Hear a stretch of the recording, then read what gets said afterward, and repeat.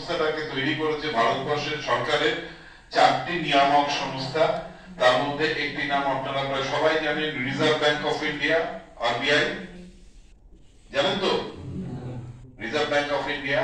আরেকটি সংস্থা হচ্ছে যারা শেয়ার মার্কেট অর্থাৎ শেয়ার, মিউচুয়াল ফান্ড এইগুলো ভারত সরকারের হয়ে দেখাশোনা করে, অর্থাৎ এই মার্কেটে লোকে যাতে ঠিকঠাক ভাবে টাকা পায়, যাতে কোনো জালিয়াতি না হয় বা কোনো জালিয়াতি হয়ও তাতে কি শাস্তিমূলক ব্যবস্থা করা যায়। মোটের উপর যারা বিনিয়োগ করছে তারা যাতে তাদের টাকা যাতে সুরক্ষিত থাকে, সেই যে সংস্থা তার নাম হচ্ছে আপনার SEBI, security and exchange board of India.